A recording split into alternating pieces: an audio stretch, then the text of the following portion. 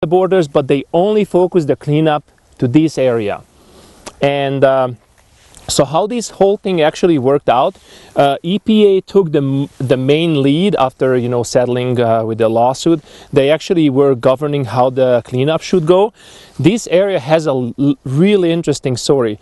So EPA said they could actually fix this situation in spot. So they wanted to actually clean the waste in place. So they were thinking, you know, just actually treat the tailings with lime, which was like 2 meters thick. Just put lime over it and it will be fine. But the state didn't like this idea.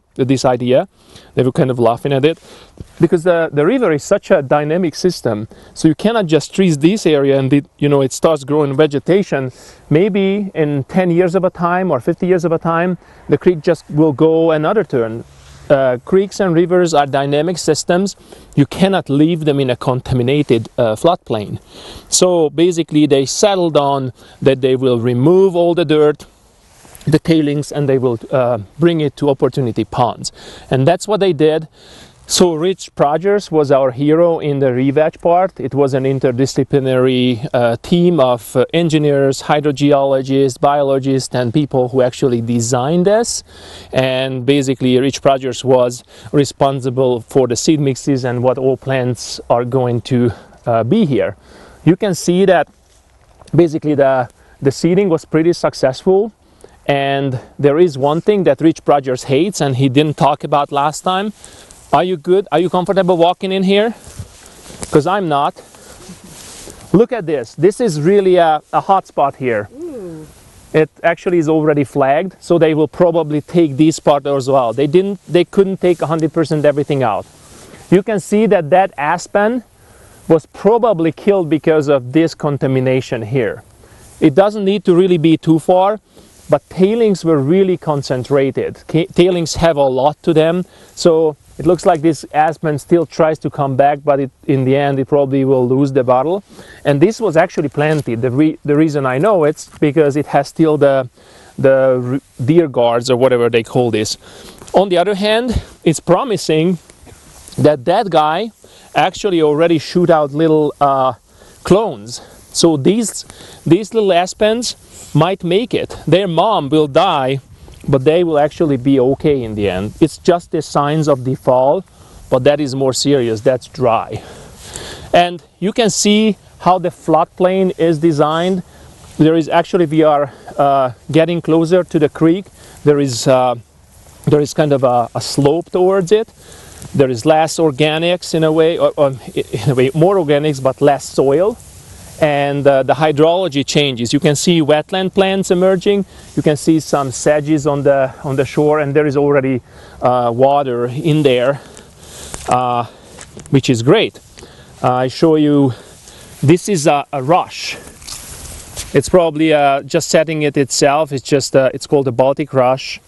But I told you I show you something that Rich Rogers hates. So because Rich didn't do 100% everything. There were different agencies, different contractors, consulting companies. They also had seed mixes. So this guy is meadow foxtail. You did that? 4 minutes. Well, we'll leave with it. So meadow foxtail is an invasive species, and it actually takes over Rich's work. So Rich actually had a beautiful community established here, but that plant species came in and they can't do anything because it's a monocot. They cannot spray over herbicide or anything like that. One thing they could do, they just scrape the whole thing off and hoping that there will be no seeds falling over. So these plants and the native communities need to probably figure out what they're gonna do.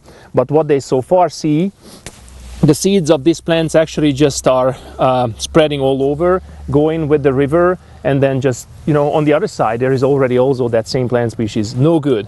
For the untrained eyes, this would be something of a success, but it's not. They also planted willows, here more successful than we actually saw at the streamside tailings operable unit. You can see willows are successful.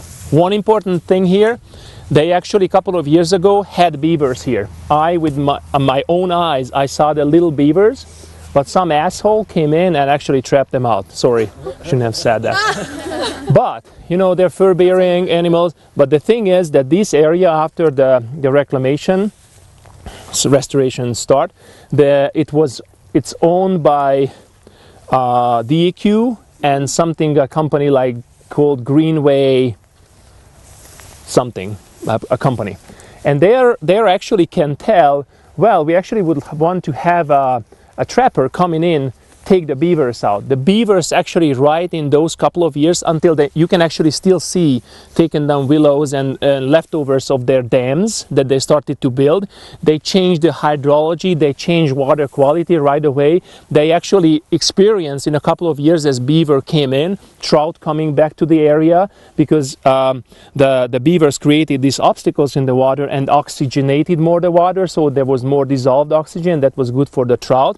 It actually trapped the contamination levels. There was one grad student worked actually with Joe Griffin, measured the water quality behind and after the beaver dam, and it was significant differences of whatever came through and whatnot. So people think, well, they just ruined the area, they actually flood this and that. They actually engineer for free for us, and the services they do, it's just unbelievable.